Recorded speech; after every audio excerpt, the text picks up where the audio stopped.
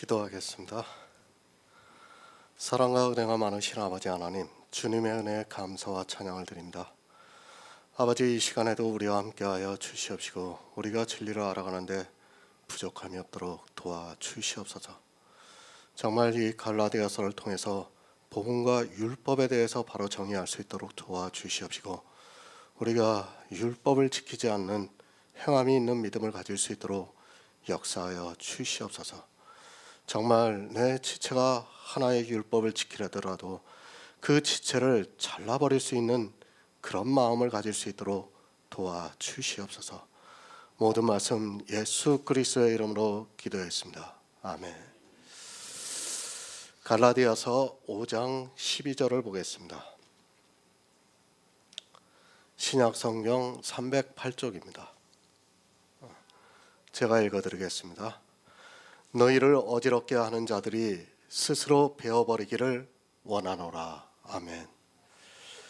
교회 안에서 무엇을 먹고 있습니까? 이스라엘의 밥상을 받아서 먹고 있습니까? 아니면 주의 만찬을 받아 먹고 있습니까? 이도저도 아닌 저희의 밥상도 먹고 있고 주의 만찬도 먹고 있습니까? 어떻게 먹는가에 따라서 십자가에 거치는 것이 될 수 있습니다. 저희의 밥상 율법의 한 모양이라도 있다면 반드시 십자가에 거치는 것이 된다는 것을 알고 있어야 합니다. 복음서를 안 봅니까? 누가 싸웠습니까? 예수님과 율법주의자들인 바리새인과의 싸움이라는 것을 모릅니까? 이 바리새인들은 사단의 대리인으로서 예수 그리스도와 싸웠다는 것을 아시기 바랍니다. 보이는 모습으로는 예수 그리스도와 바리새인의 싸움이었습니다. 그러나 사단은 우리가 볼 수 없기 때문에 바리새인이 대리인으로 싸웠다는 것을 아시기 바랍니다. 무엇 때문입니까? 율법 때문에 예수님을 배척했습니다. 율법을 잘 지키는 자기들은 영접하지 않고 오히려 죄인과 세리들을 영접하는 것을 보고 화가 났습니다. 그리고 그리스도라는 것을 인정할 수 없었습니다. 하나님을 잘 믿는 자기들을 악하다고 하는데 어떻게 그를 인정할 수 있겠습니까? 서로 거치는 것이 되었습니다. 주님도 바리새인에게 거치는 것이 되었고 바리새인도 주님이 거치는 것이 되었습니다. 성경은 율법과 복음의 싸움이라는 것을 바리새인들을 대리인으로 해서 보여주신 예표들입니다. 그러나 이 시대는 성경을 보고도 예수님이 누구에 의해서 십자가에 못 박혔다는 것을 생각하지 않고 있습니다. 아니, 세뇌가 되어 있습니다. 바리새인들이 지킨 것은 율법이고 자기들이 지키고 있는 것은 율법이 아니라 믿음에 따르는 행위라고 생각하고 있습니다. 성경에 분명히 율법이라고 기록이 되어 있는데도 얼마나 종교에 잘 세뇌가 되어 있는지 그것이 믿음을 따르는 행위라서 율법을 지키는 것이 아니라고 생각하고 있습니다. 다시 말씀을 드리지만 성경을 바로 보시기 바랍니다. 성경에서 율법이라고 되어 있으면 율법입니다. 사도 바울은 갈라디아에서 삼가 지키는 것을 율법이라고 규정을 하고 있습니다.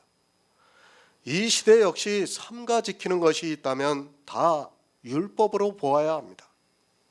하지만 삼가 지키는 것이 너무 많이 있으면서도 그것을 율법으로 생각하는 사람이 없고 도리어 믿음이라고 주장을 하고 있습니다. 율법입니다.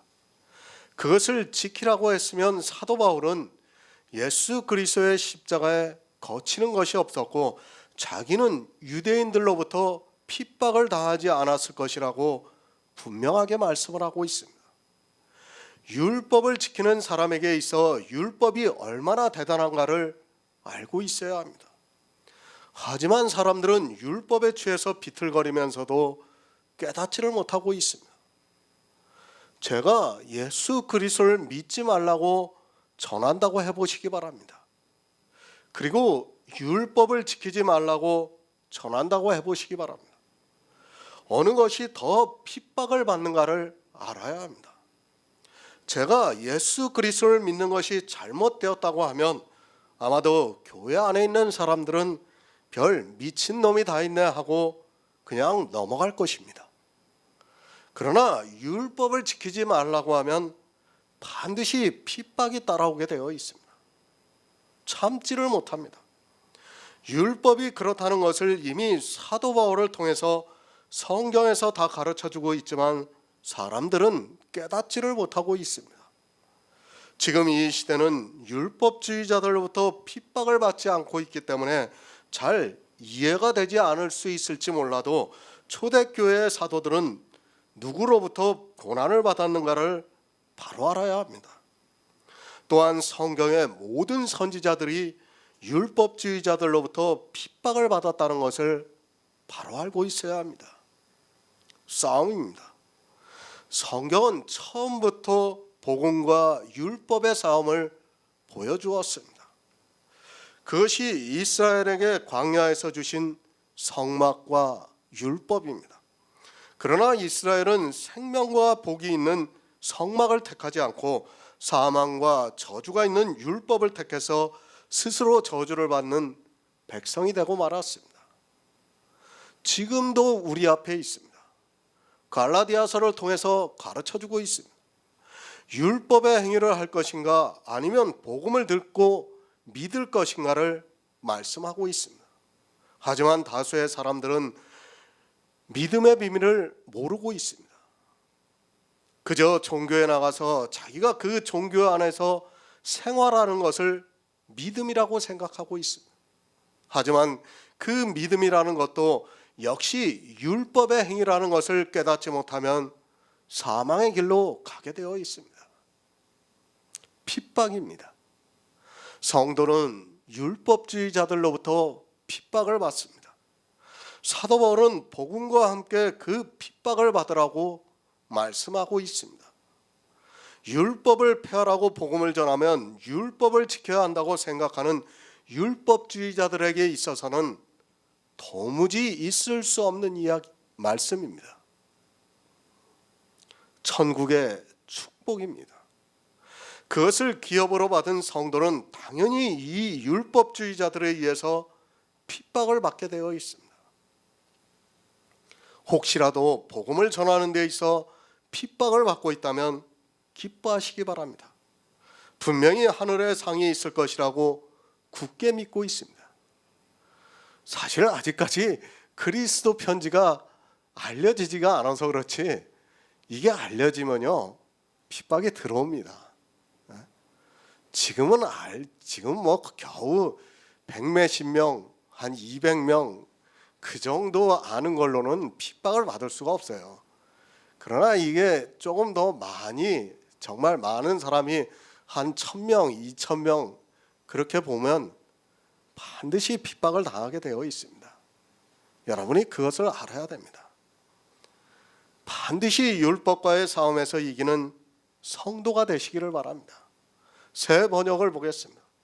할례를 가지고 여러분을 선동하는 사람들은 차라리 자기의 그 지체를 잘라버리는 것이 좋겠습니다. 할례입니다. 유월절을 먹을 때는 이방인이라도 할례를 받으라고 율법에 기록이 되어 있습니다. 복음의 말씀을 들을 때 성도가 할례를 받는 것은 성경적으로 너무 타당성이 있습니다. 그렇기 때문에 갈라디아에 있는 교회의 사람들이 쉽게 미혹이 되었습니다. 그런 그들에게 말씀을 하고 있습니다. 할례를 가지고 여러분을 선동하는 사람이 있다면 차라리 그 지체를 잘라버리는 것이 좋겠다고 말씀을 하고 있습니다. 얼마나 무지막지한 말씀입니까? 그러나 여러분이 깨달아야 합니다. 정말 이런 마음이 없다면 구원이 없다는 것을 분명히 깨닫고 있어야 합니다. 사도 바울이 우리에게 어떠한 믿음을 가르쳐주고 있는가를 성경을 통해서 바로 알고 있어야 합니다. 누가 그렇게 할 수 있습니까? 그러나 그렇게 하지 않으면 그 영혼은 반드시 사망에 이르게 된다는 것을 알고 있어야 합니다. 나를 사망에 이르게 하고 있다면 그것이 아무리 내 지체라 해도 잘라버리는 것이 낫다는 것을 알고 있어야 합니다. 그것이 우리 안에서 역사하는 믿음입니다. 마태복음 5장 27에서 30절을 보겠습니다. 신약성경 6쪽입니다. 마태복음 5장 27에서 30절입니다.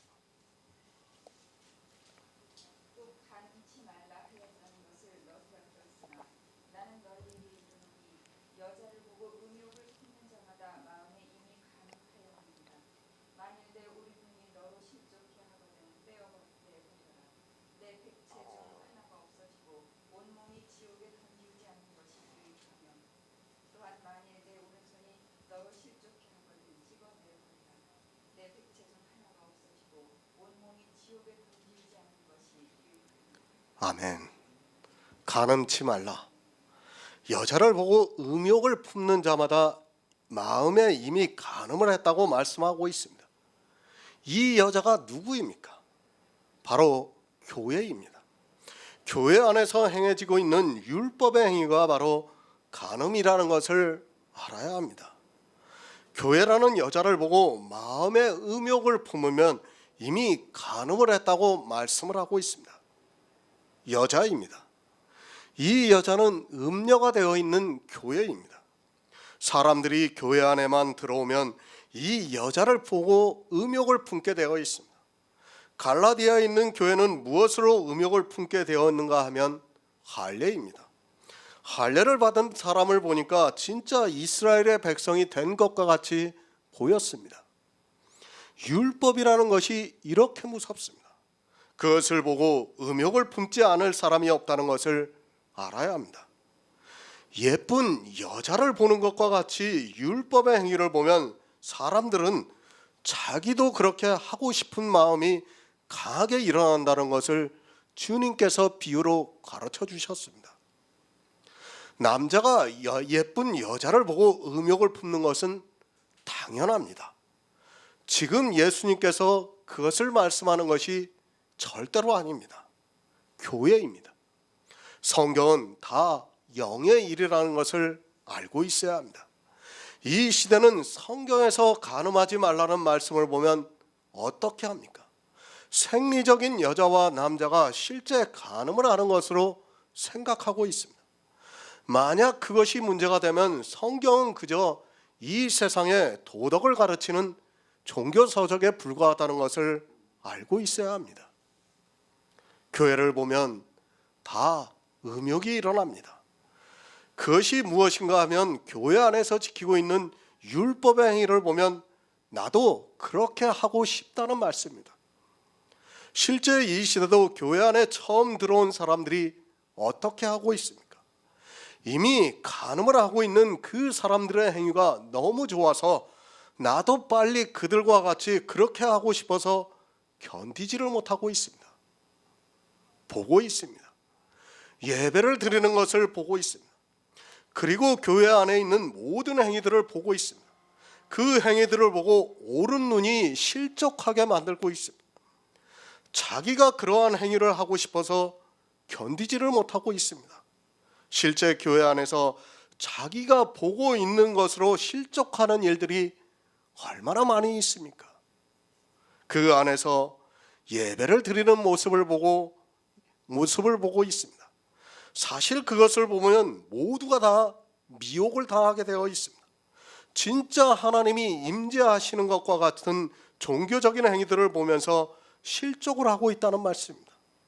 주님께서 교회라는 여자를 보고 내 옳은 눈이 실족하게 되면 그것을 빼어버리라고 말씀을 하고 있습니다.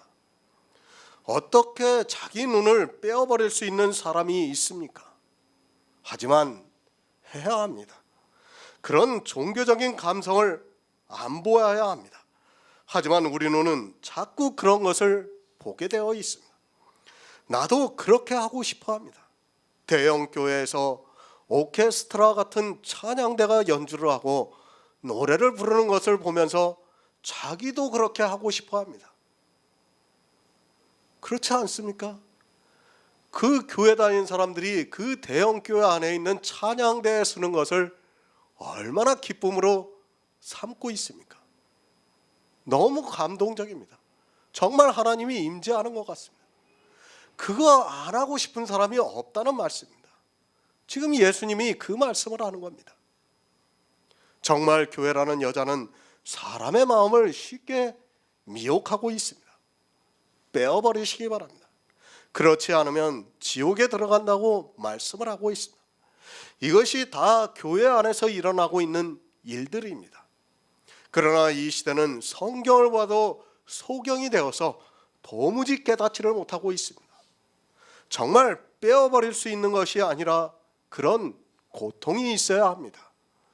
교회를 보시기 바랍니다. 눈으로 보면 안 할 수 없습니다. 그 안에서 벌어지고 있는 종교적인 행위에 안 홀릴 수가 없습니다. 예수님께서 그런 교회를 보고 내 마음에서 그것을 하고 싶으면 이미 한 것이나 다름이 없다고 말씀을 하는 것은 사람의 이성으로는 그것을 뿌리칠 수 없다는 말씀입니다. 그래서 눈을 빼어버리라고 말씀을 하고 있습니다. 손을 잘라버리시기 바랍니다. 교회 안에서 손으로 하는 일들이 얼마나 많이 있습니까? 사람이 하는 모든 행위를 손이라고 비유로 가르쳐주고 있는 말씀. 내 손으로 하나님께 드린다고 하면서 각종 헌금을 하고 있습니다. 다른 사람이 헌금을 하는 것을 보면 자기도 하고 싶어서 견디지를 못합니다. 그것의 대표적인 것이 바로 11조라는 것을 알고 있어야 합니다. 어지럽게 합니다. 그 지체를 잘라버리라고 말씀을 하고 있습니다. 사도 바울이 얼마나 강하게 말씀을 하고 있습니까? 할례를 받았으면 그 지체를 잘라버리라고 말씀을 하고 있습니다. 정말 이렇게 하지 않고는 율법의 행위에서 벗어날 수 있는 사람이 없습니다. 이것이 교회입니다. 그런데도 이 시대는 교회를 너무 좋게만 생각하고 있습니다. 성경은 계속해서 이 교회를 음녀라고 말씀하고 있지만 그저 주님의 교회라고 하면 그것으로 모든 것이 다 용납이 되고 있습니다. 물론 주님께서 이 세상에 교회를 있게 하시고 있습니다. 그러나 그 교회는 보이는 교회가 아니라 보이지 않는 교회를 말씀하고 있습니다. 보이는 교회입니다. 반드시 음욕을 품게 되어 있습니다. 사람이 보이는 교회를 보고 음욕을 안 품을 수 없다는 것을 알고 있어야 합니다. 왜 교회가 진리에서 벗어나는가 하면 보이는 교회는 반드시 음욕을 품게 되어 있습니다. 하지만 사람들은 깨달을 수 있는 지혜가 없어서 그 안에 들어가 마음껏 행음을 하면서도 자기가 하나님을 아주 잘 믿고 있다고 생각하고 있습니다. 할례를 했습니까? 사도 바울이 잘라버리라고 말씀을 하고 있습니다. 교회에서 율법을 지키는 것을 보았습니까? 그러면 그 눈을 빼어버리라고 예수님께서 말씀을 하고 있습니다. 또 내 손으로 하나님께 헌금을 드린다고 하면서 율법적으로 드렸습니까? 그러면 그 손을 찍어버리라고 말씀을 하고 있습니다. 그렇게 하지 않을 때는 지옥에 들어간다고 말씀을 하고 있습니다. 누가 지옥에 갑니까? 성경은 교회 안에서 믿지 않는 사람들이 지옥에 간다는 것을 계속해서 말씀하고 있습니다. 믿지 않는 것이 무엇인가 하면 사도 바울은 갈라디아서를 통해서 할례라는 단 한 가지의 율법을 지키고 있다면 그는 예수 그리스도를 믿지 않는 사람이라고 말씀을 하고 있습니다. 이 시대는 얼마나 많은 율법을 지키고 있습니까? 교회 자체가 율법의 덩어리라고 보면 맞습니다. 교회 안에서 하고 있는 모든 신앙생활이 다 율법입니다. 그러나 그 율법에 열심을 내고 있습니다. 그것을 깨달을 수 있는 지혜가 없어서 저주를 받아야 하는 율법에 열심을 내면서 예수 그리스도의 십자가를 거절하고 있습니다. 신명기 12장 3절을 보겠습니다. 구약성경 281쪽입니다. 신명기 12장 3절입니다.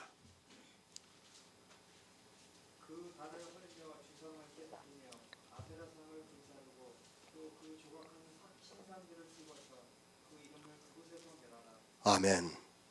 그 조각한 신상들을 찍어서 멸하라고 말씀을 하고 있습니다. 이 시대는 우상이 무엇인가를 모르고 있습니다. 이런 구약의 말씀들을 보면서 자기들과는 아무 상관이 없는 것으로 생각하고 이스라엘이 가나안에 들어가서 해야 하는 일이고 문자 그대로를 보면서 신상으로 생각하고 있습니다. 신상, 우상 같은 말씀입니다. 그 조각한 신상들을 찍어서 그 이름을 그곳에서 멸하라고 말씀을 하고 있습니다. 광야도 교회입니다. 그리고 가나안은 천국에 들어가는 모형입니다. 이제 가나안에 들어왔습니다. 그 가나안은 또 다른 교회가 되고 있다는 것을 알아야 합니다. 이스라엘은 이방 민족들이 세웠던 신상들이 있었습니다. 이제는 어떻습니까? 우리는 눈에 보이는 가나안을 정복하는 사람이 아닙니다. 눈에 보이지 않는 하늘에 있는 새 예루살렘을 가기를 원하고 있는 사람입니다. 가나안이 교회라면 이제 우리 역시 가나안에 들어왔으면 그 안에는 조각한 신상들이 많이 있다는 것을 알고 있어야 합니다. 성경의 문자를 압니까? 그래서 이 시대는 교회 안에 신상을 세우지 않고 있습니까? 그것이 얼마나 어리석은 생각인가를 알고 있어야 합니다. 구약은 늘 말씀드리지만 그림자입니다. 그림자를 보았으면 그 뒤에 있는 실체를 보아야 하는데 이 시대는 그림자를 그대로 보면서 자기들이 성경을 안다고 하고 있고 신상을 조각하지 않았다고 생각하고 있습니다. 찍어서 멸해야 합니다. 가나안에는 분명히 신상들이 있었습니다. 이 시대 교회 안에는 신상들이 있다는 것을 알고 있어야 합니다. 성경은 예표예요, 예표. 가나안에 신상들이 있었으면 지금 이 시대 교회 안에 그 신상들이 그대로 있다는 것을 알고 있어야 합니다. 그 신상이 어떠한 모습으로 나타나고 있는가를 알아야 합니다. 하지만 신상이 어떠한 모습으로 있는 줄을 모르니까 그것을 찍어버릴 수가 없습니다. 마태복음에서 주님이 말씀을 하고 있습니다. 그 말씀이 어디에 있는 말씀입니까? 신명기에 있는 말씀을 하고 있다는 것을 알고 있어야 합니다. 교회 안에 자기들이 조각한 신상들이 무수히 많이 있지만 그 신상이 어떻게 있는 줄을 전혀 모르고 있습니다. 교회 안에 수많은 우상들이 세워지고 있지만 그것이 우상이라는 것을 꿈에도 생각하지 못하고 있습니다. 그것을 사도 바울이 말씀하고 있습니다. 할례를 받았습니까?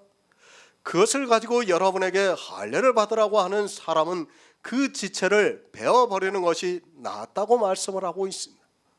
할례라는 율법을 자기 몸에 하는 것이 신명기에서 말씀하고 있는 그들이 조각한 신상이라는 것을 알고 있어야 합니다. 할례만 신상입니까? 우상이라는 것을 바로 아시기 바랍니다. 내가 그렇게 하고 싶고 그렇게 하고 싶은 모든 것이 다 우상이라는 것을 알고 있어야 합니다. 누군가 11조를 하고 있습니다. 그가 정말 하나님을 위해서 헌신적으로 11조를 하고 있습니까? 교회는 지금 이 시대는 가나안에 있던 사람들과 같이 자기들이 조각한 신상을 수도 없이 세우고 있습니다. 찍어버리시기 바랍니다. 그 신상을 찍어서 멸하지 않으면 그 교회 안에 있는 모든 사람은 절대로 구원을 받을 수 없습니다. 신상을 조각해서 만들어서 그것을 숭배하면서도 구원을 받을 수 있다고 생각하지 마시기 바랍니다. 성경에서 이런 말씀들의 의미를 모르면 갈라디아에 있는 말씀을 보고도 무엇을 베어버려야 하는지를 모르고 있습니다. 사망입니다. 베어버리지 않으면 죽습니다. 아니, 찍어서 멸하지 않으면 여러분은 다 사망에 이른다는 것을 알고 있어야 합니다. 신상이 무엇이라는 것을 모르고 있으면 모두가 사망에 이르게 되어 있습니다. 지금 이 시대 교회 안에서 수많은 신상들을 조각해서 세우고 있습니다. 그들이 율법의 모양으로 나타나고 있고 찬양을 부르는 모습으로 나타나고 있고 교회 안에서 여러 가지 행위로 나타나고 있습니다. 록펠러가 신상이 되어 있습니다. 그리고 교회 안에서 많은 사람들이 간증을 하고 있습니다.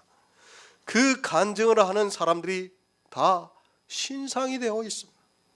누구는 전도를 많이 했다고 하면서 전도왕이라고 합니다. 그 신상들이 세워져 있어서 수단과 방법을 안 가리고 교회 안의 사람들을 많이 끌어들이려고 노력을 하고 있습니다. 사람의 행위입니다. 이스라엘이 가나안을 점령했을 때는 진짜 조각한 신상들이 있었습니다. 그러나 이방에 복음이 전해지고 나서 그 교회 안에는 조각한 신상들이 하나씩 들어오기 시작했습니다. 2000년이라는 세월이 흐르면서 수도 없이 많은 신상들이 세워지고 있고 그 신상들을 섬기고 있고 자기들도 그들과 같이 되기를 바라고 있고 따라하고 있습니다. 우리가 설교에서 가장 많이 듣는 사람이 누구입니까? 어거스틴이에요. 그죠? 그리고 칼뱅, 로이드 존스, 웨슬레 다 신상들이에요. 그들이 한 행위들이 다 신상이란 말이에요. 그러니까 그들이 한 행위들을 다 잘라버리라고 말씀을 하고 있는데 잘라버리지를 못하고 있습니다. 왜? 나도 그들과 같이 되고 싶으니까. 어거스틴의 이야기는 아마 안 들어본 사람들이 없을 거예요. 아니 귀에 못이 박히도록 다 들었습니다. 그가 어떻게 회심을 하고 그가 어떻게 예수 그리스도를 믿고 그렇게 위대한 교부가 되었는가를 사람들이 다 알고 있습니다. 그게 무엇입니까? 신상이에요. 신상. 그런 신상들이 얼마나 많이 있습니까? 누군가 무엇을 하나 잘하면 그것이 신상이 되어 있는데 자기도 따라하고 싶은 거예요. 누가 찬양을 잘 불러보세요. 나도 그렇게 하고 싶은 겁니다. 누가 교회 안에서 정말 꽃꽂이를 잘해보세요. 그 꽃꽂이 하는 것까지도 셈을 내고 서로 자기가 하겠다고 질투를 하고 있어요. 뭐예요 다? 신상을 세우고 있는 거예요 다. 그것을 찍어버리라고 지금 말씀을 하고 있습니다. 그러나 이 시대 교회는 그것을 찍어버리는 게 아니라 오히려 조장을 하고 있습니다. 우상입니다. 사람의 행위가 우상입니다. 그것을 배워버리지 않으면 여러분은 구원을 받을 수 없습니다. 그가 아무리 교회 안에서 예수 그리스도를 믿는다 해도 이런 신상들을 섬기고 있고 그것을 따라하고 있다면 절대로 구원을 받을 수 없다는 것을 알고 있어야 합니다. 할례를 했습니까? 반드시 그 지체를 잘라버리시기 바랍니다. 11조를 했습니까? 반드시 그 지체를 잘라버리시기 바랍니다. 주의를 지키고 있습니까? 반드시 그 발을 잘라버리시기 바랍니다. 율법을 지키면서도 자기 지체를 베어버리지 않고 있다면 구원을 받을 수 없다는 것을 사도 바울이 가르쳐주고 있는 말씀입니다. 그 조각한 신상들의 이름까지 멸하라고 말씀을 하고 있습니다. 무슨 말입니까? 11조를 멸하라는 거예요. 주의를 멸하라. 그 이름도 부르지 말라는 거예요. 우리에게. 신명기에서 지금 우리한테 그것을 가르쳐주고 있는 말씀입니다. 얼마나 무서운 말씀입니까? 그런데도 지금 이 시대는 그것들을 부르기를 너무 좋아하고 있습니다. 그 이름 찍어버리는 것은 둘째 끝이고 그 이름까지도 멸하라고 신명기에서 말씀하고 있습니다. 우리가 지키고 있는 율법의 그 하나하나의 명칭까지도 다 교회 안에서 멸해야 합니다. 없애버려야 합니다. 입에 담아서는 안 된다는 말씀입니다. 그러나 이 시대는 너무 율법주의에 빠져 있습니다. 전혀 두려워하는 마음이 없습니다. 아니 자기들이 무엇을 하고 있는 줄을 모르고 살아가고 있습니다.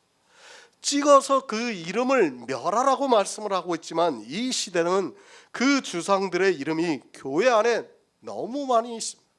교회 안에 들어왔으면 반드시 그 주상들을 찍어버려야 하지만 도리어 더 많이 만들고 있는 것을 볼 수 있습니다. 구약의 신상입니다. 그것은 실제 보였던 신상입니다. 그러나 이 시대는 그 신상들이 보이는 것이 아니라 보이지 않는 것으로 교회 안에서 조각이 되어서 세워지고 있다는 것을 알고 있어야 합니다. 그것을 로마서 1장에서 사도 바울이 우상이라고 말씀을 하고 있습니다.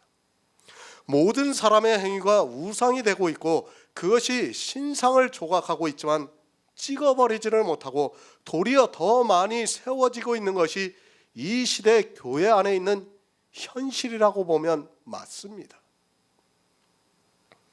그 이름을 멸하시기 바랍니다. 성도는 오직 예수 그리스도입니다. 왜 성경이 오직 예수 그리스도를 말씀하고 있는가를 알아야 합니다. 사도 바울이 빌립보서에서 하나님의 성령으로 봉사하며 예수 그리스도를 자랑하고 육체를 신뢰하지 아니하는 우리가 할례당이라고 말씀하고 있습니다. 그러니까 육체의 할례를 하지 않은 율법을 지키지 않는 우리가 믿음이 있는 성도라는 말씀입니다. 조각한 신상들이 왜 세워지고 있습니까? 그 신상들이 사람의 이성에 너무 좋기 때문입니다. 하지만 성경은 오직 예수 그리스도만을 자랑하라고 말씀을 하고 있습니다. 오직 예수라고 말하는 그들이 교회 안에 온갖 신상을 세워놓고 그것을 찍어버릴 생각을 하지 못하고 있습니다. 찍어버리시기 바랍니다. 그리고 베어버리시기 바랍니다. 성경에서 그렇게 말씀을 하고 있다면 반드시 그렇게 해야 합니다. 이 문제는 구원과 연결이 되어 있습니다. 찍어버리지 않고 베어버리지 않고 있다면 구원을 받을 수 없다는 것을 예수님께서 그리고 사도 바울이 우리에게 가르쳐주고 있습니다. 갈라디아서 5장 13절을 보겠습니다. 신약성경 308쪽입니다. 형제들아 너희가 자유를 위하여 부르심을 입었으나 그러나 그 자유로 육체의 기회를 삼지 말고 오직 사랑으로 서로 종노릇하라. 아멘. 새 번역을 보겠습니다. 형제 자매 여러분, 하나님께서는 여러분을 부르셔서 자유를 누리게 하셨습니다. 그러나 여러분은 그 자유를 육체의 욕망을 만족시키는 구실로 삼지 말고 사랑으로 서로 섬기십시오. 율법은 폐하여졌습니다. 그보다 더 큰 자유는 없습니다. 주님께서도 진리를 알지니 진리가 너희를 자유케 하리라고 말씀을 하고 있습니다. 율법을 지키면서 자유한다고 하지 마시기 바랍니다. 자유라는 단어의 뜻도 모르고 그저 남들이 자유라고 말을 하니까 자기도 자유하는 것으로 말을 하고 있습니다. 법이 있습니까? 그것은 자유가 아닙니다. 앞서서 이 자유에 대한 사전적인 뜻을 말씀드렸습니다. 남에게 구속을 받거나 무엇에 얽매이지 않고 자기 뜻을 따라 행동하는 것을 자유라고 합니다. 그러니까 성경에서 말씀하는 자유는 남이 아니라 율법이라는 것을 알아야 합니다. 율법의 구속을 받거나 얽매여 있는 사람은 자유하다는 말을 해서는 안 됩니다. 두 남편입니다. 복음과 율법입니다. 이 두 남편에게서 함께 자유할 수 없습니다. 반드시 우리가 생명을 얻기 위해서는 한 남편에게 속해 있어야 합니다. 그러면 다른 남편에게서는 자유해야 합니다. 성경은 그것을 가르쳐서 자유라고 말씀을 하고 있습니다. 갈라디아서입니다. 계속해서 복음과 율법에 대해서 말씀을 하고 있습니다. 이것은 두 남편이라는 것을 알고 있어야 합니다. 이 세상 사람이 생명을 얻는 두 남편입니다. 그 두 남편을 함께 섬기고 있다면 음녀입니다. 이것이 바로 성경에서 말씀하고 있는 간음하는 자입니다.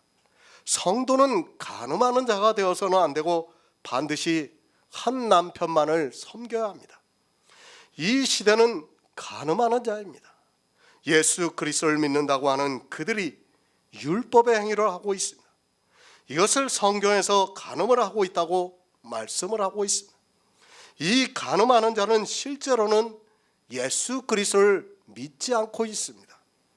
우리는 성경은 우리에게 있던 전 남편이 죽었다는 것을 말씀하고 있습니다. 그 남편이 죽어야 하지만 우리가 자유할 수 있습니다. 우리를 자유하게 하기 위해서 부르셨습니다. 다시 말씀드리지만 어디서 자유하게 부르셨는가 하면 이 세상 모든 사람은 다 법 아래에 있습니다. 이 세상 학문과 종교 그리고 국가가 다 이 법 아래에 있다고 보면 맞습니다.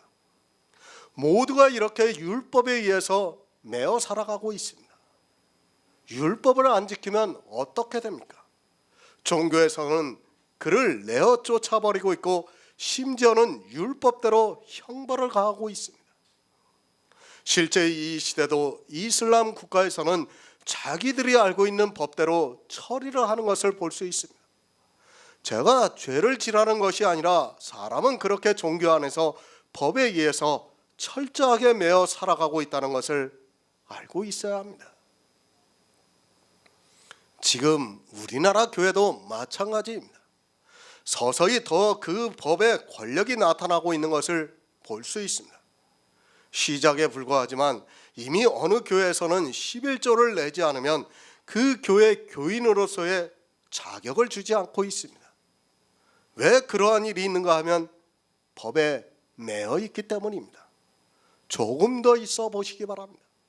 어느 교회 성가는 분명히 11조를 내지 않는 교인은 교회에 못 나오게 할 것입니다. 아니 지금도 그 교회 안에서 그들이 하고 있는 11조에 대해서 반대로 해보시기 바랍니다. 그 교회에 더 이상 나갈 수 없게 만들고 있습니다. 어느 이단을 이야기하면서 저가 이단의 미혹이 되어서 교회를 무너뜨리려고 하는 사람이라고 실제 공격을 하고 있습니다. 성도는 자유를 위해서 부르심을 받았습니다. 남에게 구속을 받거나 얽매이지 않게 하기 위해서 부르심을 받았습니다. 그 남이 율법입니다. 하지만 사람들은 자유한다는 것을 모르고 있습니다. 사전적인 의미도 모르고 있습니다. 종교의 자유가 있는 것으로 자기들이 자유하는 것으로 생각하고 있습니다. 자유의 사전적인 뜻을 먼저 아시기 바랍니다. 우리나라 사람들이 이 자유에 대해서 이해를 못하고 있습니다. 마치 공산주의와 민주주의를 생각하는 것 같습니다. 공산주의가 자유합니까? 민주주의가 자유합니까? 아마 이 질문에 거의 모든 사람이 민주주의가 자유하다고 대답할 것입니다. 절대 아닙니다. 그것은 상대적인 자유라고 할 수 있습니다. 성경은 이런 세상의 상대적인 자유를 말씀하는 것이 아니라는 것을 아시기 바랍니다. 내가 자유주의 국가에서 사는 것으로 마치 자유하다고 생각하고 있으면 그것은 큰 착각입니다. 여러분이 얼마나 자유할 수 있습니까? 여러분은 실제 민주주의 국가라는 법에 의해서 살아가고 있습니다. 자유합니까? 그러면 여러분이 민주주의 국가의 법을 지켰을 때 말하는 것입니다. 그것을 알아야 합니다.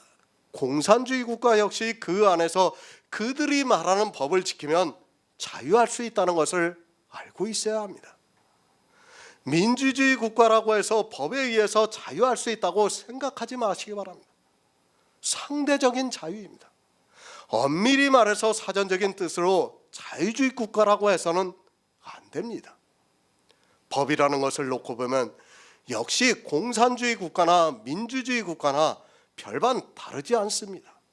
다만 사람들이 상대적으로 생각하는 자유가 다를 뿐이지 공산주의 국가에서도 그들의 법을 지키면 자유하다고 말을 한다는 것을 생각해야 합니다. 물론 여러 가지 자유를 주셨습니다. 공산주의 국가에 비하면 민주주의 국가는 상대적으로 많은 자유를 주고 있습니다. 하지만 법에 의해서 구속이 되어 있는 것은 역시 마찬가지라는 것을 알고 있어야 합니다. 물론 이 법이 차이가 있다는 것을 충분히 인정을 하고 있습니다. 이러한 세상의 자유를 생각하면서 성경을 보아서는 안 된다는 것을 말씀드리는 것입니다. 중국을 보시기 바랍니다.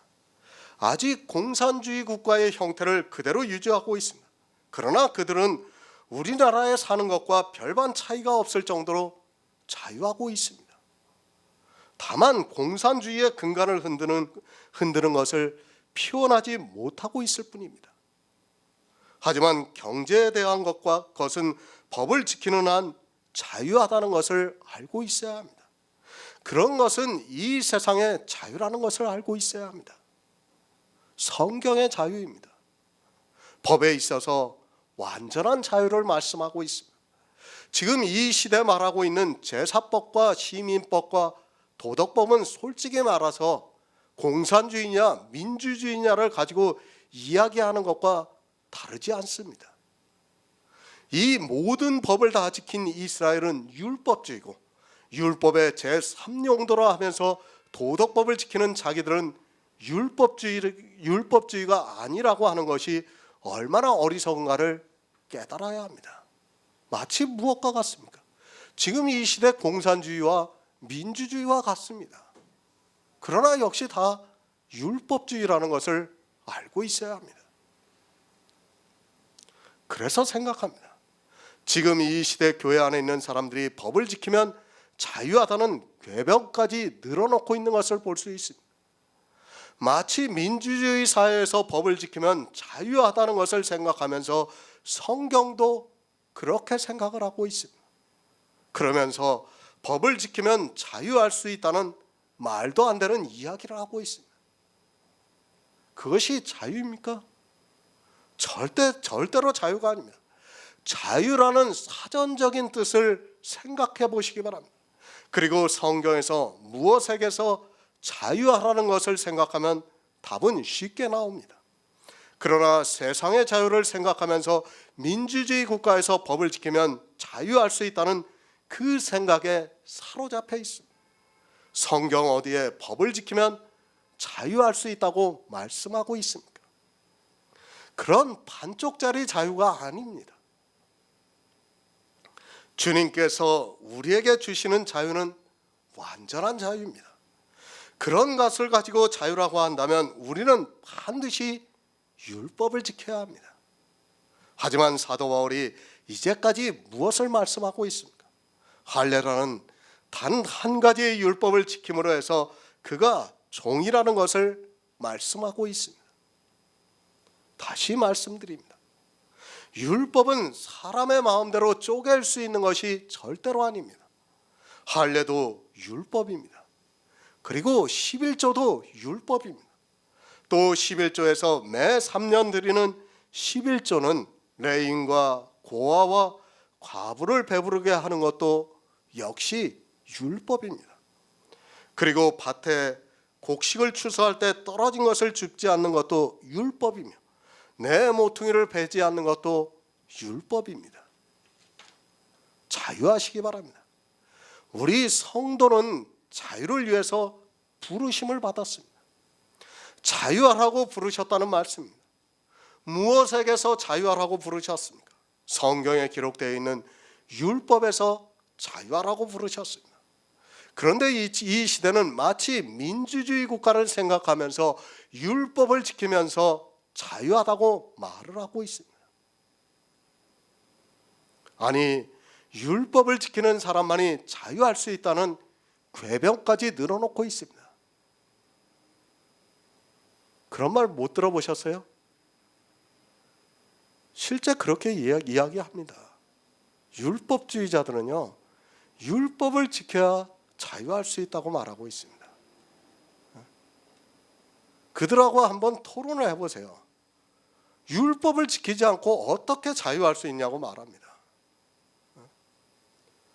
도저히 이해가 안 되는, 우리 상식으로는 이해가 안 되는 그것을 그들은 그대로 이야기를 하고 있습니다.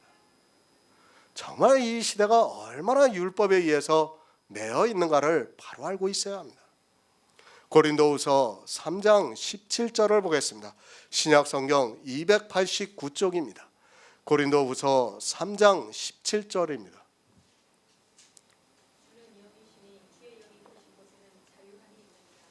아멘. 의문의 직분입니다. 그것은 율법을 지키는 것을 말씀하고 있습니다. 의문의 직분과 영의 직분이 있다고 사도 바울은 말씀을 하고 있습니다. 이 시대는 사도 바울이 말씀을 하고 있는 의문의 직분이 무엇인가, 영의 직분이 무엇인가를 모르고 성경을 보고 있습니다. 의문이 무엇입니까? 돌에 써서 새긴 죽게 하는 의문의 직분이라고 말씀을 하고 있습니다. 돌에 쓴 의문이 무엇입니까? 이 시대에 도덕법을 주장하는 도덕법이라고 주장하는 십계명이 돌에 쓴 의문이라는 말씀입니다. 도덕법이 살아있다고 그것을 문자적으로 지켜야 한다고 주장하는 사람들이 얼마나 거짓인가를 바로 알고 있어야 합니다. 사도 바울은 그 의문에 쓴 직분이 죽게 한다고 말씀을 하고 있습니다. 의문은 죽이는 것입니다. 너무 안타깝기만 합니다. 성경을 보시기 바랍니다. 아마도 거의 모든 성경이 돌에 쓴 의문 십계명을 따로 빼서 큰 글자로 적어 놓았습니다. 성경 뒤에는 거의 십계명이 적혀 있는 것을 볼 수 있습니다. 의문에 쓴 죽게 하는 직분이라는 것을 분명히 사도 바울이 말씀하고 있는데 그 십계명을 문자 그대로 지켜야 한다고 하면서 따로 큰 글자로 적어 놓았습니다. 성경은 성경대로 편찬을 해야 합니다. 이 시대 성경은 성경 그대로가 아니라 사람의 마음대로 성경을 편찬하고 있습니다. 왜 성경을 자기들 마음대로 편찬하고 있습니까? 그것으로 인하여 사람들이 다 사망에 이른다는 것을 알아야 하는데, 솔직히 이 시대 성경은 성경이라고 할 수 없을 정도로 첨삭이 되어 있습니다. 제가 보는 큰 글자 한글 개역 성경은 그나마 조금 낫습니다.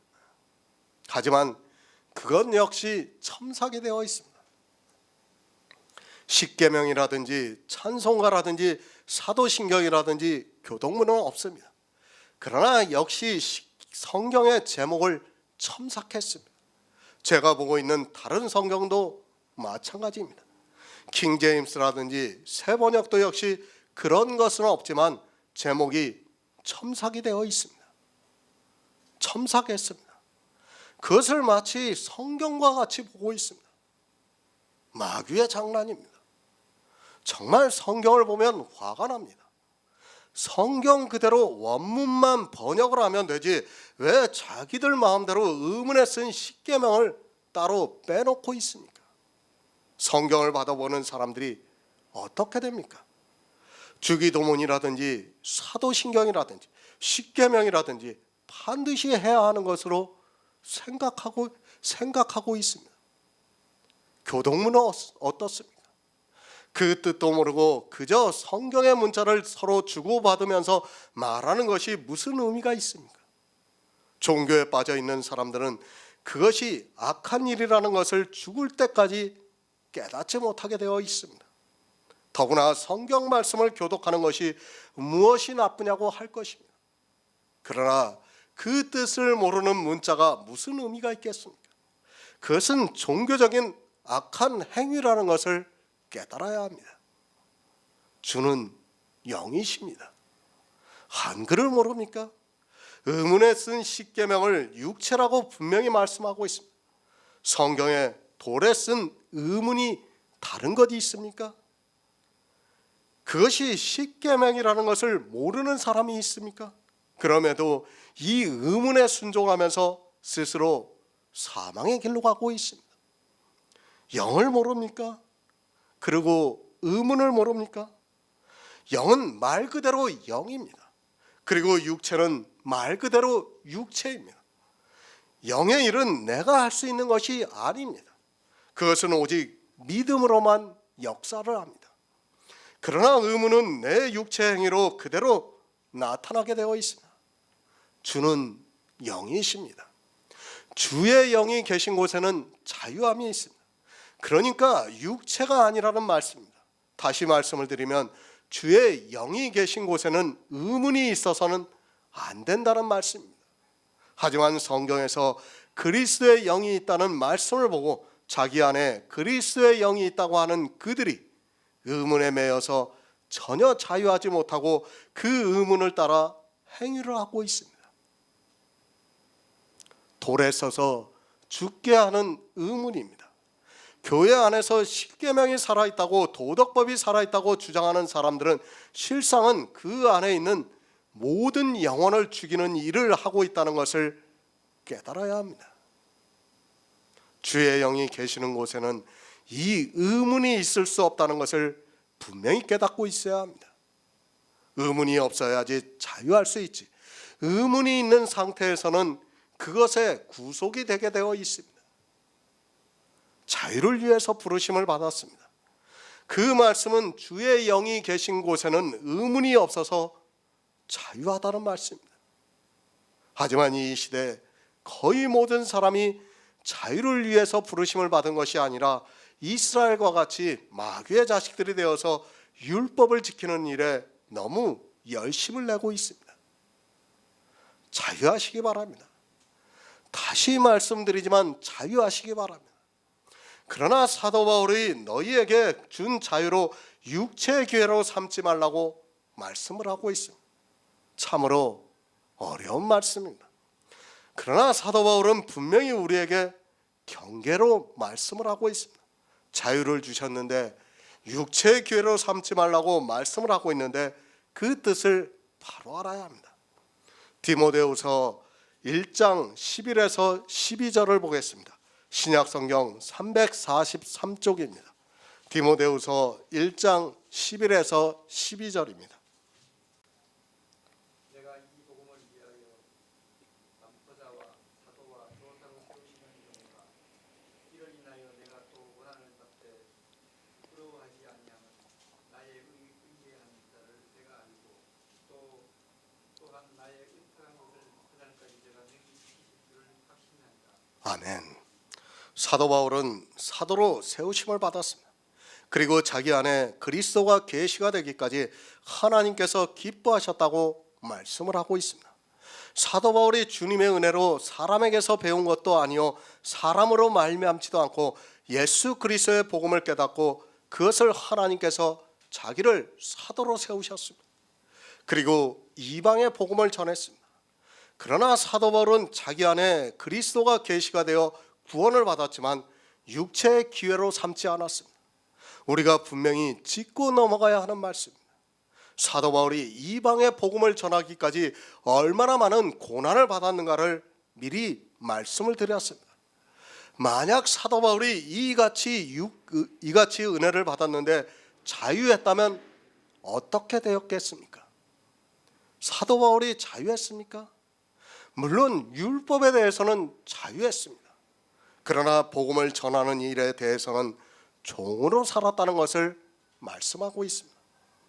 사도 바울은 우리 이방인들을 위해서 종으로 살았다는 것을 분명히 알고 있어야 합니다. 제가 그리스도 편지 사이트를 통해서 복음을 전하고 있습니다. 율법을 폐하라고 말씀을 드립니다. 그리고 단 한 가지의 율법을 지켜서도 안 되고 가능한 종교적인 모든 행위를 하지 말라고 말씀을 드리고 있습니다. 그러다 보니까 오해를 하는 사람이 있습니다. 모든 것에 대해서 자유를 해도 되는 것으로 생각하고 복음을 들은 성도로서의 기본도 하지 않으려고 하는 사람들이 있습니다. 복음을 전합니다. 그것이 저 혼자의 일입니까? 제가 먼저 하나님으로부터 은혜를 입었습니다. 그리고 그 복음을 그리스도 편지 사이트를 통해서 교제를 하고 있습니다. 그 가운데는 복음을 깨달은 사람도 있고 아직까지 잘 모르는 사람도 있을 수 있습니다. 그러나 복음을 깨달은 사람이라면 이 복음의 일에 함께 해야 한다고 저는 믿고 있습니다.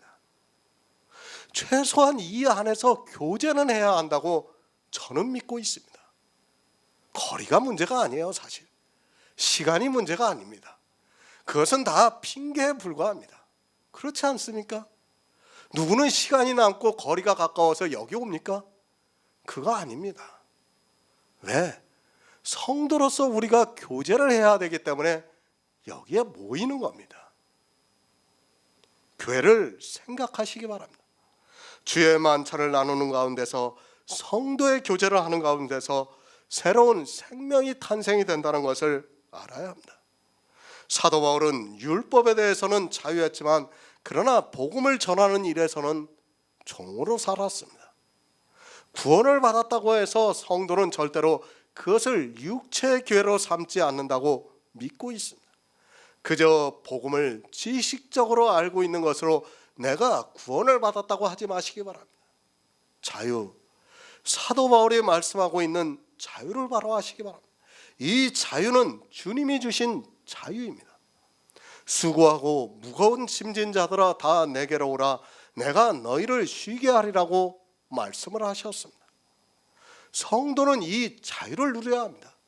율법에서 완전히 자유를 누려야 합니다. 하지만 안타깝게도 이 자유를 육체의 교회로 삼고 있는 사람들이 간혹 가다가 나타나고 있는 것을 볼 수 있습니다.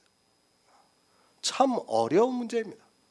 저 역시도 복음을 전하고 있지만 늘 이 문제가 걸림이 되고 있는 것이 사실입니다. 사도 바울도 갈라디아서를 통해서 종과 아들에 대해서 말씀하고 있습니다. 그리고 율법 아래서 종로로 타지 말고 이제는 자유하라고 말씀을 하고 있습니다.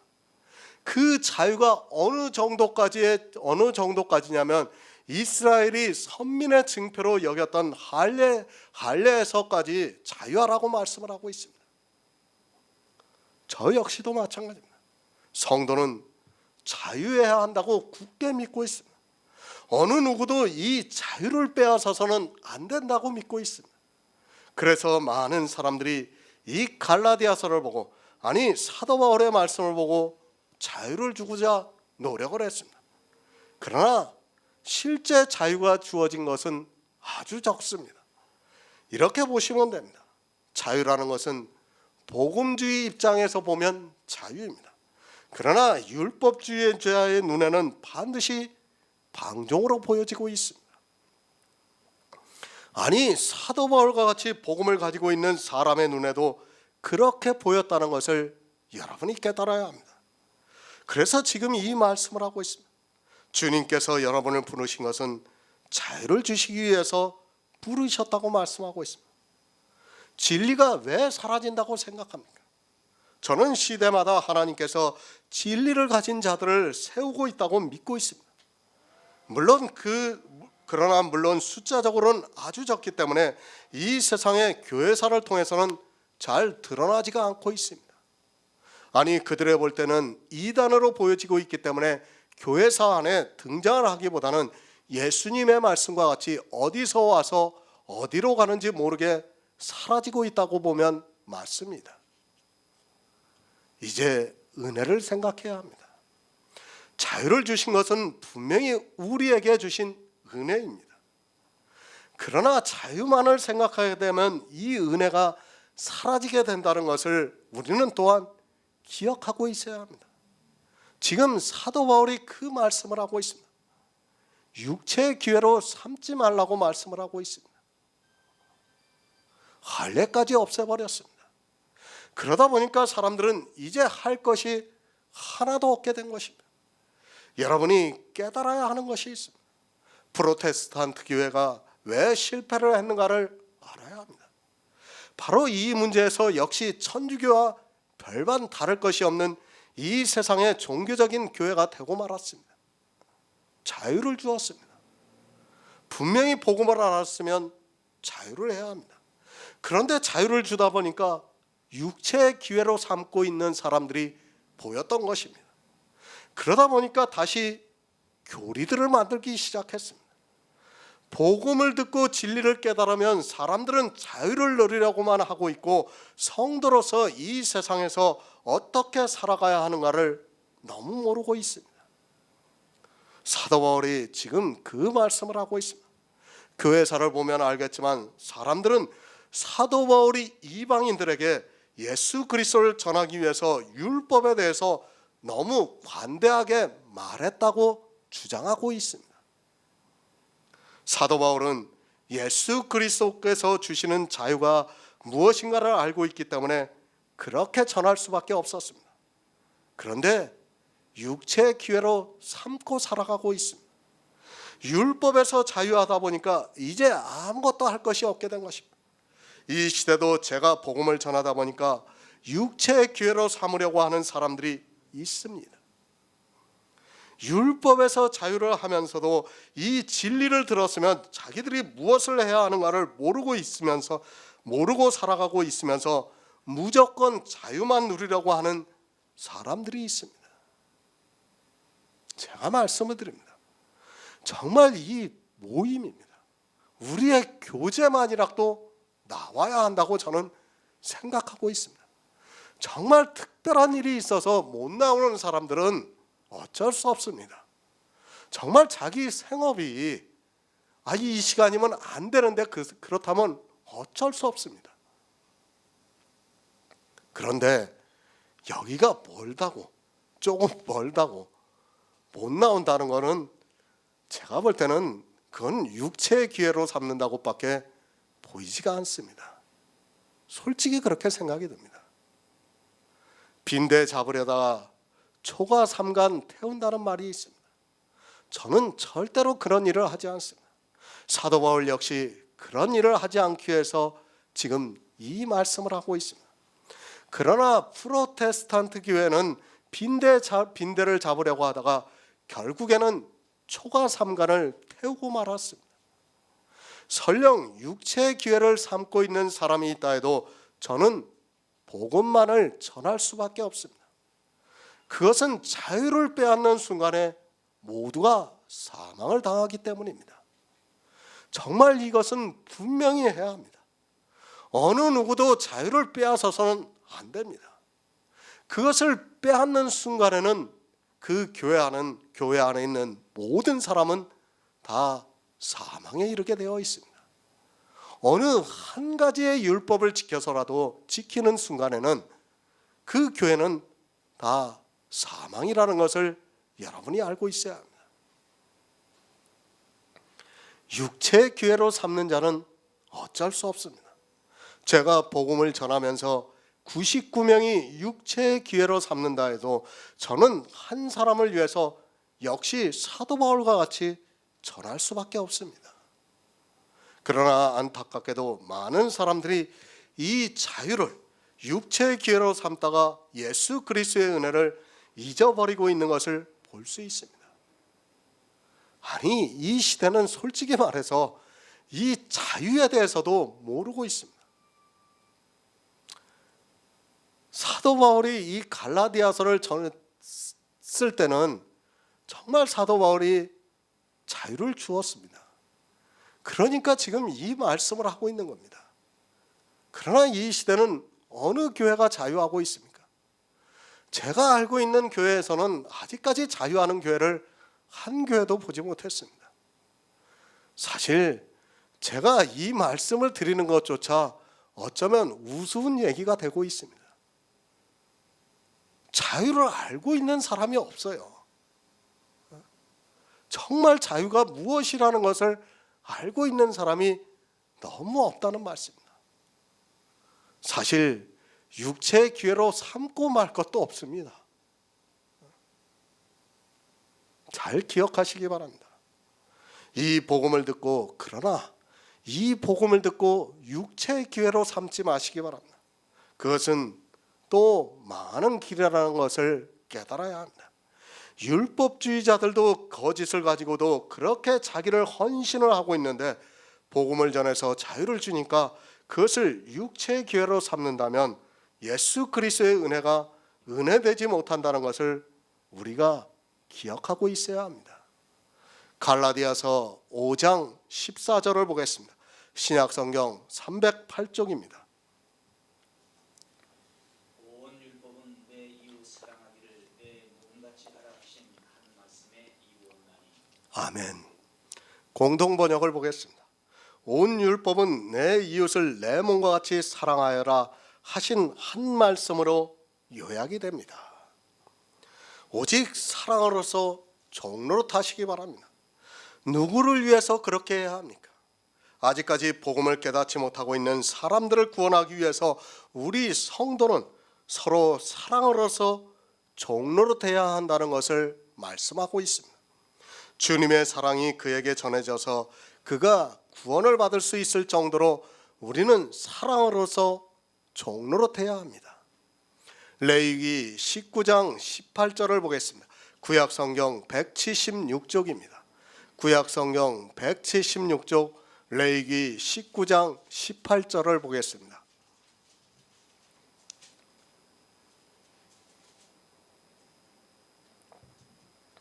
원수를 갚지 말며 공포를 원망하지 말며 이웃 사랑하기를 내 몸과 같이 하라. 나는 여호와니라. 아멘. 이웃 사랑하기를 내 몸과 같이 하라. 사도 바울이 이 말씀을 인용해서 갈라디아에서 말씀을 하고 있습니다. 이웃 사랑하기를 내 몸과 같이 하라는 이 말씀도 잘 이해를 하지 못하는 것을 볼 수 있습니다.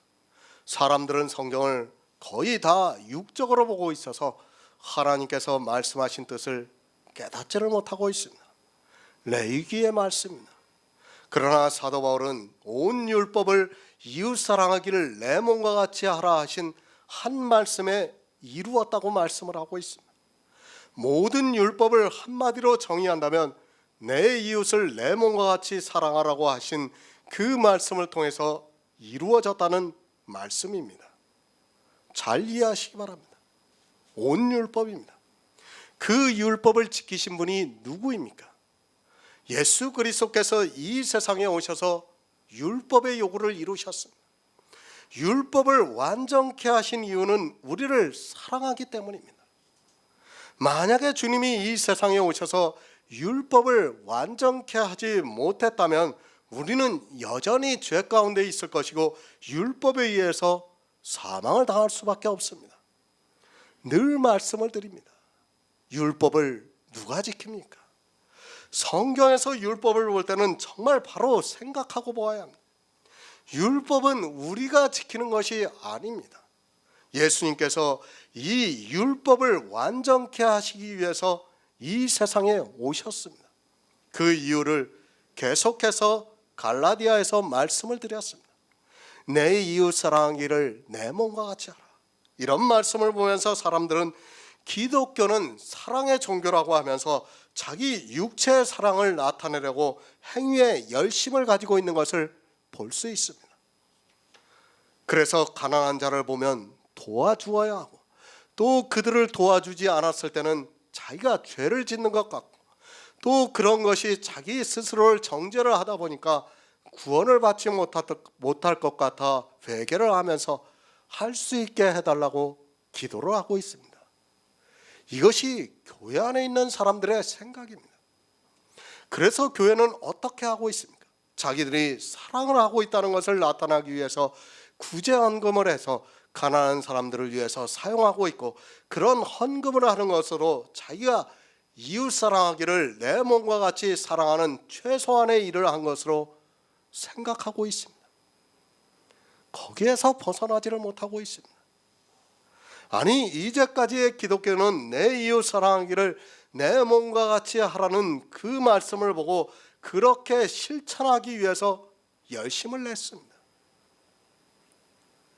실제 그런 마음이 있어서 미주의 기독교인들이 당시 세상에서 가장 가난한 나라 중에 하나였던 우리나라에 복음을 가지고 들어와서 열심을 냈고 이 시대 우리나라 기독교 역시도 마찬가지로 그 일에 열심을 내고 있습니다. 구제가 나쁘다는 것이 아닙니다. 그러나 그 구제를 하기 위해서 다른 율법을 지키고 있다면 도리어 악한 일을 하게 된다는 것을 알고 있어야 합니다. 제가 구제를 한다는 것을 구제하는 것을 반대하는 것이 절대로 아닙니다. 그러나 성도는 영의 일을 하는 사람이라는 것을 늘 기억하고 있어야 합니다. 욥기 31장 16에서 18절을 보겠습니다. 구약성경 791쪽입니다. 욥기 31장 16에서 18절입니다. 내가 언제 가난한 자의 소원을 말았던가 과부의 눈으로 신망케 하였던가 나만 홀로 식물을 얻고 고아에게 먹이지 아니하였던가 실상은 내가 젊었을 때부터 고아를 기르기를 그의 아비처럼 하였으며 내가 모태에서 나온 후로 아멘. 욥이 한 일입니다. 그는 정말 이웃 사랑하기를 자기 몸과 같이 했던 사람입니다. 내가 언제 가난한 자의 소원을 막았느냐고 말을 하고 있습니다. 욥은 가난한 자가 와서 자기에게 구하면 그것을 다 주었습니다. 정말 누가 이렇게까지 할 수 있는 사람이 있습니까? 세상에 가난한 자가 얼마나 많이 있습니까? 우리 속담에 가난은 나라도 어찌하지 못한다는 말이 있습니다. 그럴 정도로 나라도 못하는 가난한 자의 소원은 욥은 다 들어주었다고 말을 하고 있습니다. 욥이 거짓말을 하는 것이 아니라 실제 자기가 했던 일들을 그대로 이야기를 하고 있습니다. 욥은 가난한 자의 소원을 막지 않았습니다. 그리고 과부의 눈으로 실망케 하지 않았습니다. 그리고 나만 홀로 식물을 먹고 고아에게 고아를 먹이지 않은 적이 없다고 말을 하고 있습니다. 참으로 욥이라는 사람은 우리의 상상을 뛰어넘을 정도로 이웃 사랑하기를 자기 몸과 같이 한 것을 그대로 보여주고 있습니다. 내가 젊었을 때부터 고아를 기르기를 그의 아비처럼 했습니다. 그리고 내가 모태에서 나온으로 과부를 인도하였다고 말하고 있습니다. 그뿐 아닙니다. 욥이 한 일을 31장에서 보아서 알겠지만 그보다 이웃 사랑하기를 자기 몸과 같이 한 사람은 세상에 없었습니다. 자기가 얼마나 순전하고 정직하게 이 세상을 살았는가를 이야기를 하고 있고 이 모든 일들이 실제했다는 것을 알아야 합니다. 욥은 이웃 사랑하기를 자기 몸과 같이 했습니까? 아마도 지금 이 시대 교회 안에 있는 사람들은 테레사 수녀나 장기려 박사 같은 사람들을 보면서 정말 성경에서 말씀하는 것과 같이 내 이웃을 내 몸과 같이 사랑하라는 그 말씀대로 살았다고 생각하고 있습니다. 그러나 테레사 수녀도 장기려 박사도 욥과 같이 살지는 못했습니다. 물론 그들도 욥과 같은 삶을 산 것은 분명합니다. 하지만 욥기를 통해서 우리에게 무엇을 가르쳐주고 있습니까? 욥이 그렇게 한 모든 행위로 인하여 욥은 고난을 받고 말았습니다.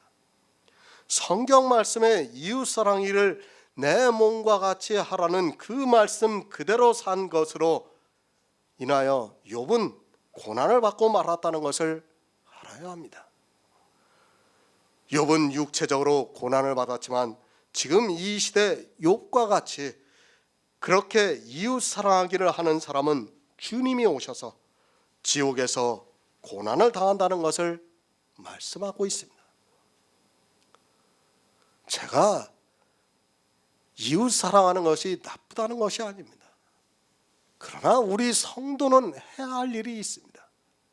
그런 것은 세상 사람도 할 수 있는 일이에요. 왜 우리 성도가 그런 일까지 해야 합니까? 그럴 시간이 어디 있습니까?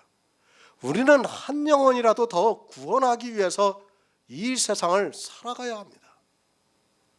그런 육체적인 것을 위해서 우리는 세상을 사는 사람이 아니라는 것을 여러분이 분명히 알고 있어야 합니다.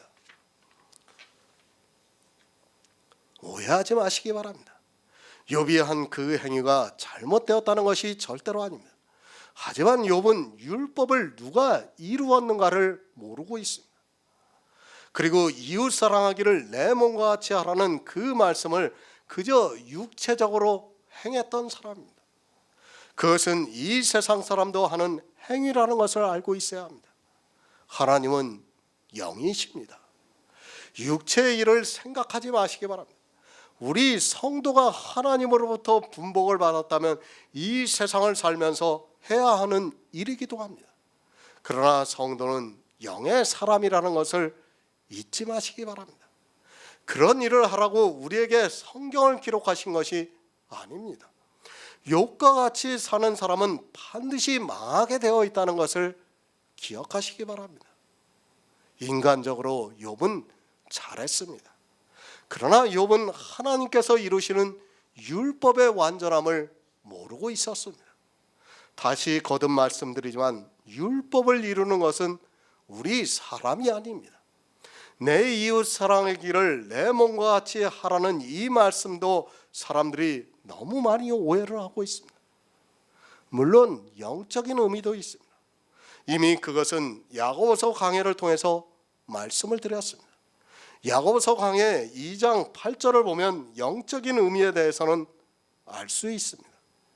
성도가 어떻게 내 이웃 사랑하기를 내 몸과 같이 할 수 있는가는 그때 충분히 설명을 드렸습니다. 그러나 오늘은 다른 관점에서 말씀을 드리고 있습니다. 온 율법입니다. 그 율법이 무엇인가 하면 내 이웃 사랑하기를 내 몸과 같이 하라 하신 한 말씀을 이루었다고 말씀하고 있습니다. 그것은 주님께서 온 율법을 지키시고 내 이웃 사랑하기를 내 몸과 같이 하라 하신 한 말씀을 이미 이루었다고 말씀을 하고 있습니다. 율법을 우리 인생들이 지켜야 한다는 생각부터 버리시기 바랍니다. 예수님입니다. 주님께서는 이미 이 세상에 오셔서 율법을 완전케 하셨습니다. 그리고 이웃을 내 몸과 같이 사랑하셔서 십자가에서 우리를 위해 대신 죽으심으로 말미암아 우리가 주님과 같은 영의 생명을 받았습니다. 온 율법이 바로 이것이라는 것을 깨달아야 합니다. 이 말씀을 다 이루었는데도 사람들은 율법을 자기들이 지키겠다고 노력을 하고 있습니다. 마태복음 22장 39절을 보겠습니다. 신약성경 38쪽입니다. 마태복음 22장 39쪽입니다. 39절을 보겠습니다. 둘째는 그와 같으니 내 이웃을 내 몸과 같이 사랑하라는 말씀하셨으니. 아멘. 온 율법이 무엇입니까? 내 마음을 다하고 목숨을 다하고 뜻을 다하여 주 너희 하나님을 사랑하라는 말씀입니다. 그리고 내 이웃을 내 몸과 같이 사랑하라는 그것입니다. 율법이 바로 그것이라는 말씀. 이것을 누가 할 수 있는가를 우리는 바로 알고 있어야 합니다. 우리가 하나님을 그렇게 사랑할 수 있습니까? 사랑이라는 것은 내리사랑입니다. 하나님께서 우리를 사랑하셔도 우리가 하나님을 사랑할 수 없다는 것을 알고 있어야 합니다. 내 마음을 다하고 목숨을 다하고 뜻을 다하여 주 너희 하나님을 사랑하신 분이 누구입니까? 자기 목숨을 다해서 사랑하신 분은 바로 예수 그리스도입니다. 물론 선지자들도 목숨을 잃었습니다. 그러나 그 선지자들은 개인의 목숨을 잃은 것이고 주님께서는 이 세상 모든 죄인을 구원하시기 위한 창세전부터 예정하신 하나님의 경륜을 이루시기 위해서 목숨을 잃었습니다. 정말 목숨을 다하기까지 그리고 뜻을 다하기까지 주님께서는 하나님을 사랑하셨습니다. 아니 하나님의 사랑을 십자가를 통해서 보여주었습니다. 사랑으로서 종노릇하라고 말씀합니다. 그 말씀은 하나님의 사랑 안에서 서로 종이 되라는 말씀입니다. 이 사랑이 있어야 합니다. 하지만 사람들은 그저 사랑이라는 단어에만 집착을 하고 있고 주님께서 이 세상에 오셔서 율법을 완전케 하신 그것이 내 이웃 사랑하기를 내 몸과 같이 하라 하신 것임을 모르고 있습니다. 율법은 폐하여졌습니다. 그러나 그 자유를 육체의 기회로 삼지 말라고 말씀을 하고 있습니다. 그리고 오직 사랑으로서 종노릇하라고 말씀을 하고 있습니다.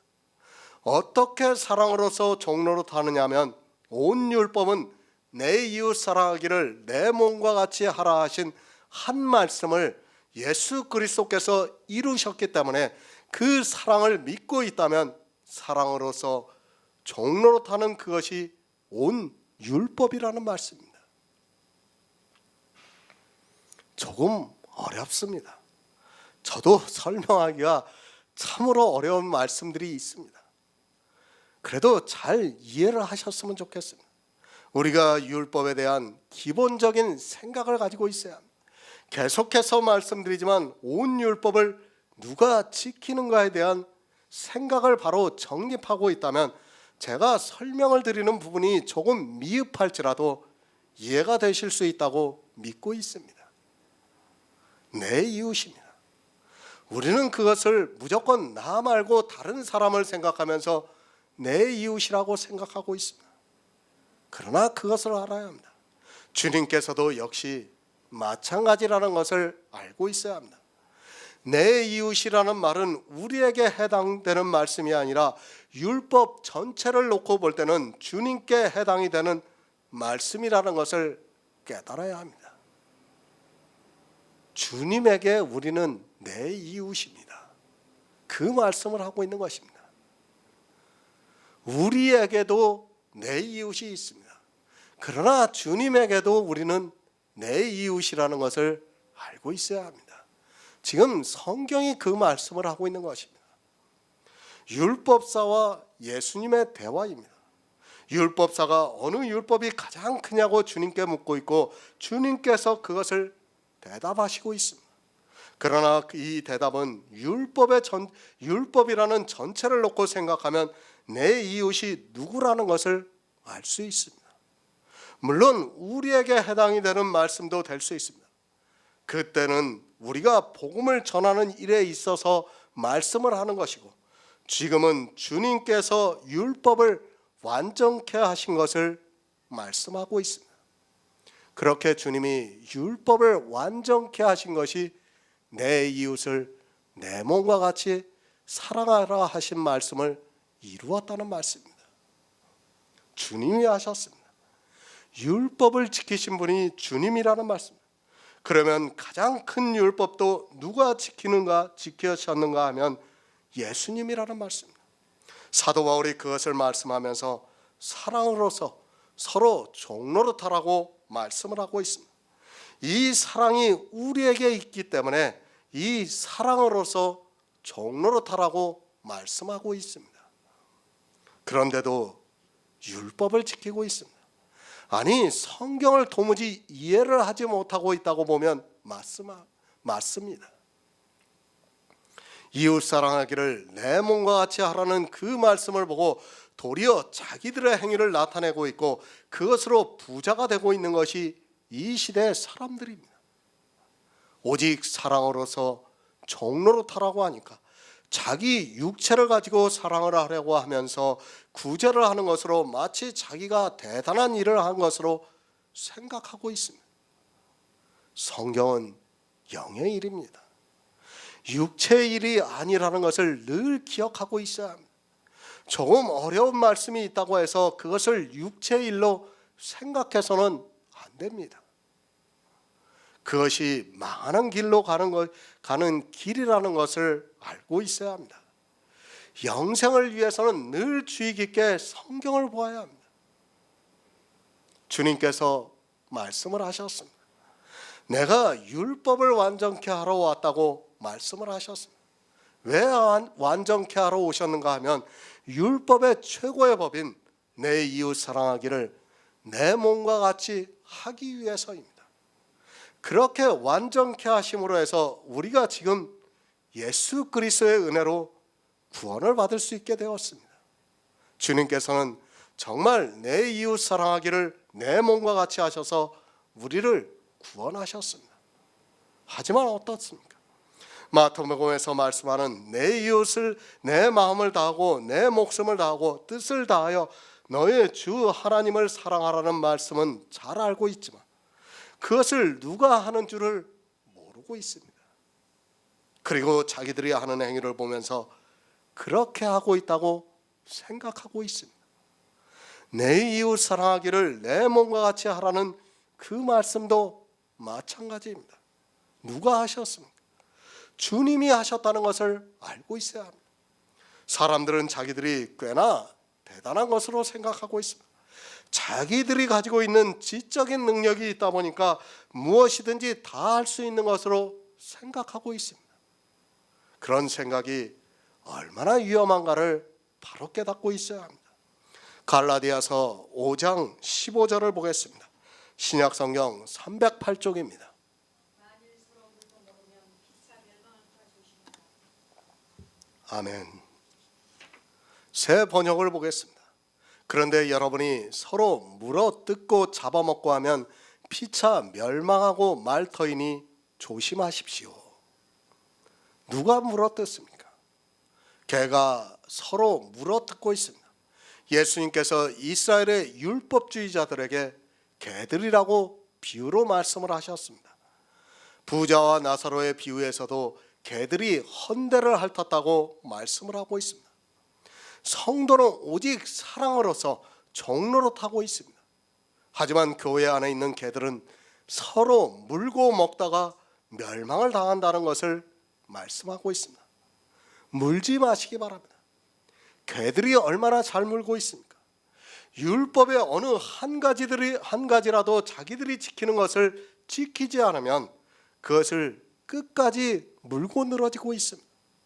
예수님께서 이 세상에 계실 때도 이스라엘의 바리새인들이 자기들이 지키는 율법을 가지고 얼마나 주님을 물고 늘어졌습니까? 지금도 역시 율법을 지키는 사람들은 그렇다는 것을 알고 있어야 합니다.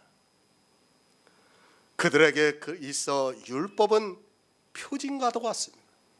할례를 왜 받으라고 했습니까?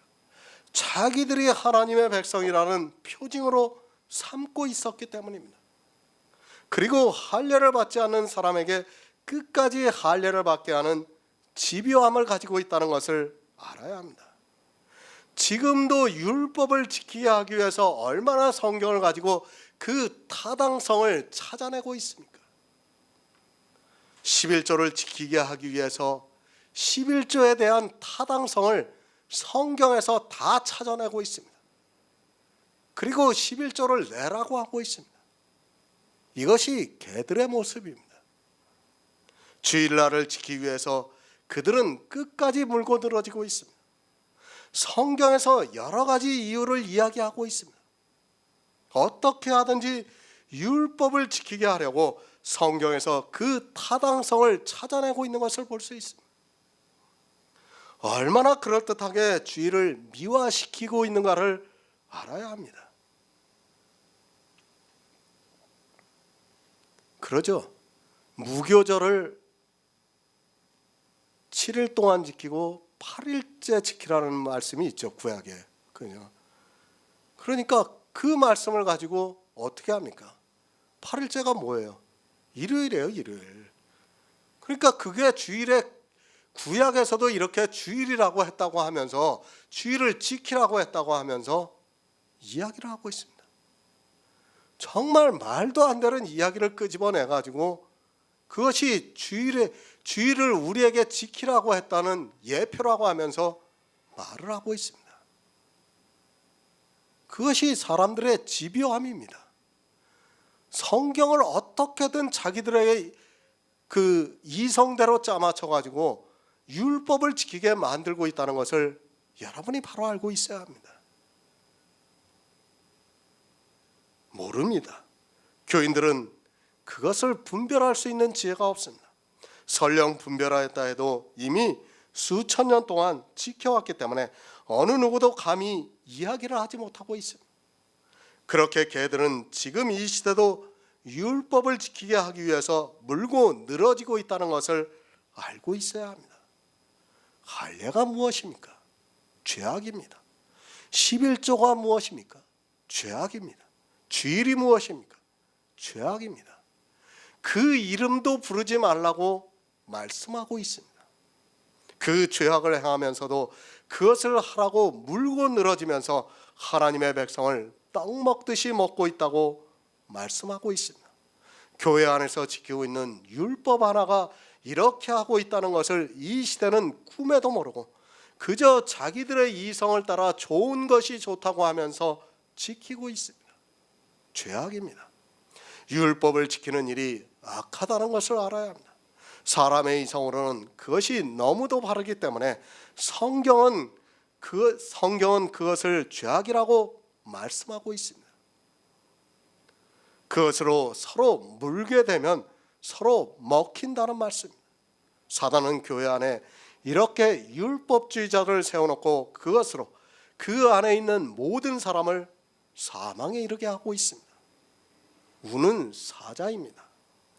그 사자가 개들을 교회 안에 세워놓고 있습니다. 그들은 율법을 모르면서도 자기들이 안다고 하면서 이스라엘과 같이 율법을 모르는 자들은 저주를 받는다고 하면서 물고 늘어지고 있습니다. 하지만 그렇게 율법을 지키는 것이 물고 늘어지는 것이며 시편에서는 저희가 죄악을 행하면서 떡 먹듯이 내 백성을 먹고 있다고 말씀을 하고 있습니다. 선을 행하는 자가 하나도 없습니다. 그런데 어떻게 생각합니까? 자기들이 지키는 율법을 보면서 하나님의 백성이라고 생각하고 있습니다. 그리고 적은 누룩을 가지고 물고 늘어지고 있습니다. 그 적은 누룩이 죄악이 되고 있고 그것으로 말미암아 사단은 떡 먹듯이 하나님의 백성을 삼키고 있다는 말씀입니다. 빌립보서 3장 19절을 보겠습니다. 신약 성경 322쪽입니다. 빌립보서 3장 19절입니다. 저희의 마침은 멸망이요 저희의 신은 되어 그 영광은 저희의 부러움이 있고 땅의 일을 생각하는 자라. 아멘. 개들을 삼가고 행악하는 자들을 삼가고 손할례당을 삼가라고 말씀하고 있습니다. 저희의 마침은 멸망이라고 말씀을 하고 있습니다. 율법을 가지고 서로 물고 먹으면 반드시 멸망을 당하게 되어 있습니다. 아주 적은 율법 하나가 이렇게 된다는 것을 성경이 가르쳐주고 있습니다. 하지만 사람들은 율법을 너무 쉽게 생각하고 있습니다. 아니, 율법을 지키는 것을 당연하게 생각하고 있습니다. 적은 누룩입니다. 그것이 할례입니다. 그리고 사도 바울은 너희가 날과 달과 절기와 해를 삼가 지키니 내가 너희에게 전한 복음이 헛될까 하노라고 말씀을 하고 있습니다. 이 시대는 모든 것을 다 지키고 있습니다. 만약에 지키고 있는 그것들을 지키지 말라고 하면 아마도 개들과 같이 어떻게 하든지 물어버리려고 할 것이 분명합니다. 물고 먹지 마시기 바랍니다. 우리는 누룩이 없는 자라고 사도 바울이 고린도전서에서 말씀을 하고 있습니다. 그런데 그 누룩을 가지고 서로 물고 먹으면 피차의 멸망을 당한다고 말씀을 하고 있습니다. 여러분이 이 누룩을 가지고 서로 물고 먹으면 반드시 멸망을 당하게 되어 있습니다. 개들을 삼가시기 바랍니다. 이 시대는 개들이 너무 많이 있습니다. 초대교회는 그래도 삼갈 수 있었는데 이 시대는 피할 수가 없습니다. 아니, 모두가 개에게 물려있다 해도 틀린 말이 아닙니다. 하지만 율법을 지키고 있으면서도 도무지 깨닫지 못하고 있고 그저 하나님의 성도의 삶이라는 그 말에 다 속아 넘어가고 있습니다. 멸망입니다. 율법을 지키는 일은 멸망을 당하는 것이라고 사도 바울이 분명히 가르쳐주고 있습니다. 교회에 나와서 예수 그리스도를 믿어 천국에 가기 원하는 사람이라고 하면서도 깨닫지 못하고 있습니까? 구원을 받지 못할 바에는 차라리 예수 그리스도를 안 믿고 세상 죄인으로 사는 것이 더 유익합니다. 그냥 멸망이 아닙니다. 이 세상 사람과 같이 멸망을 당하는 것이라면 그나마 다행입니다. 하지만 성경은 율법을 지키는 사람들에게 저주가 있다는 것을 말씀하고 있습니다. 그 저주는 사단과 짐승과 그리고 거짓 선지자가 받는 저주입니다. 오직 사랑으로서 종로로 타는 성도가 되시기를 진심으로 부탁드립니다.